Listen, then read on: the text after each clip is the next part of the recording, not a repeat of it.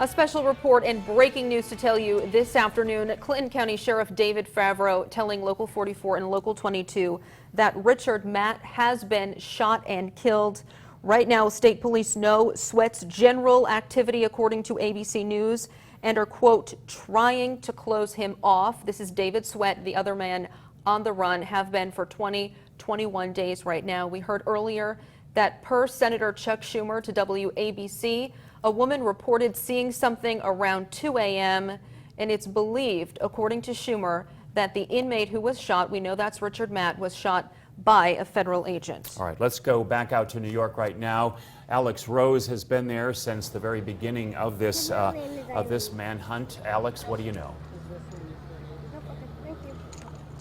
Well, like you said, Joe, we did get confirmation from Clinton County Sheriff David Favreau that, in fact, Richard Matt has been shot and killed earlier today. This perimeter that we're on the edge of is right by Route 30. You're taking a look at the very edge of it. That was set up about 45 minutes ago. We are, give or take, 10 minutes south of Malone, where a lot of this search has shifted up to after a press conference around 1 o'clock today.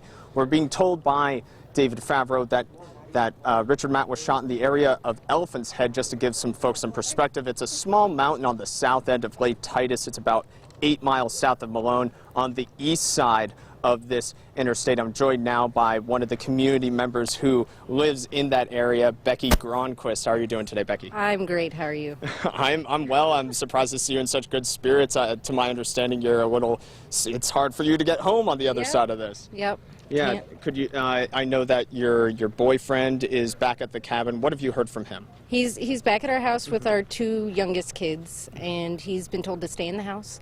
There's a few officers outside the house, and he's seen in excess of 50 emergency vehicles pass. Yeah, absolutely. And like we were talking about earlier, these guys aren't going slow.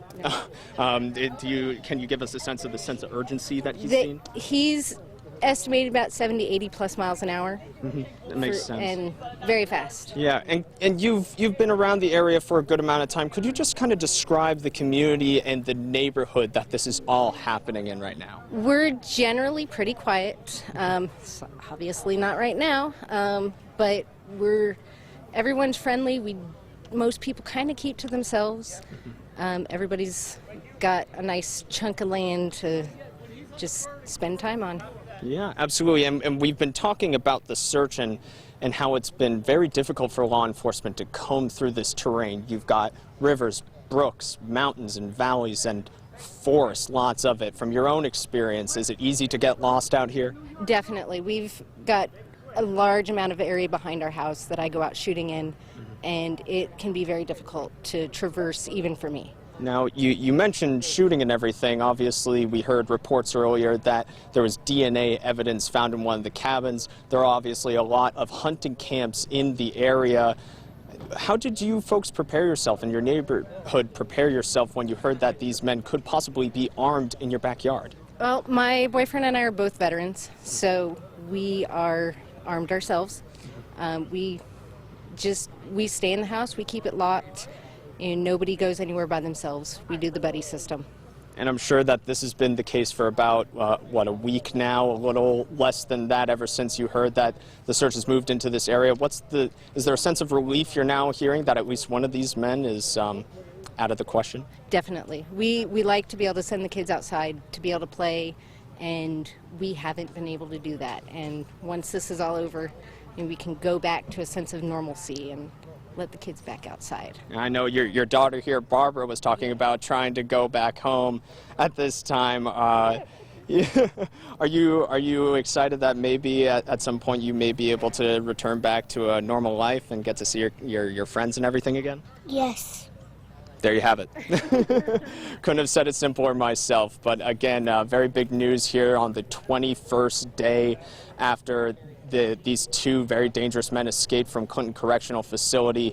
Richard Matt has been shot and killed in the area of Elephant's Head, just 8 miles south of Malone, New York. Police still searching for David Sweat. He's still at large. We're hearing word that a press conference will be happening, I'm assuming, back in the area of Malone around the New York State Police Barracks, Once we know exactly what time that's happening, we will let you folks know and give you any extra details or information as soon as we get it. Back to you. All right, Alex, thank you.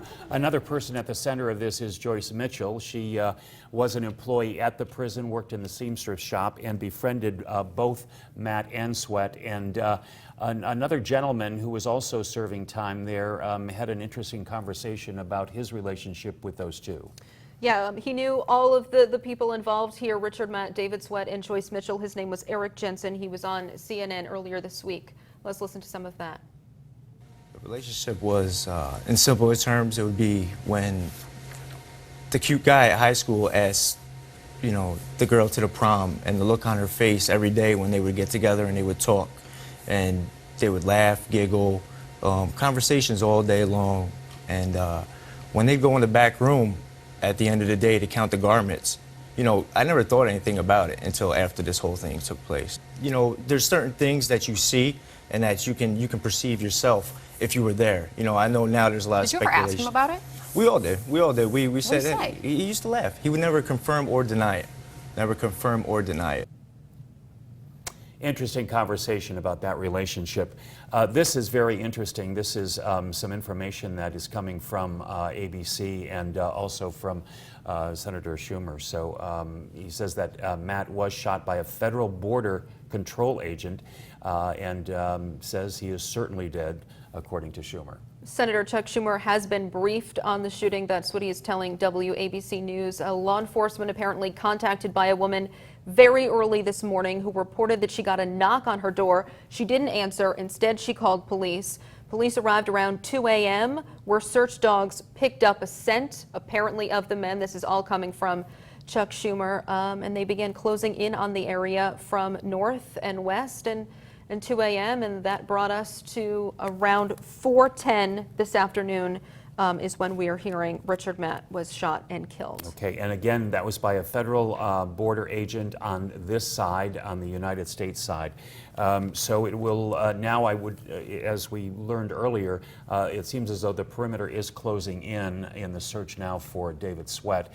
We saw earlier a number of police vehicles barreling through in quite a race to that particular area. So I think it's perhaps safe to say that it's a matter of time before we might see more resolution to this case. Senator Chuck Schumer also saying he believes dogs picked up a scent of both men.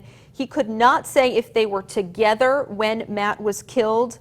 There has been no sighting of Sweat this far, no sighting of Sweat this far. Schumer says it's unclear if Richard Matt was armed, but there were reports of gunfire prior to the shooting.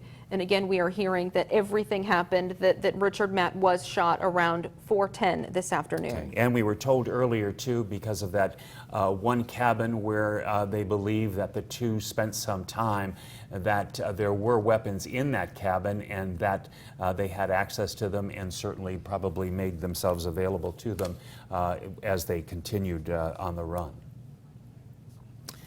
Well, we want to make sure that if for the very latest you keep up with this, we will have a full report coming up at 6 and always on mychamplainvalley.com. We thank you for joining us, and we'll have the very latest at 6 o'clock.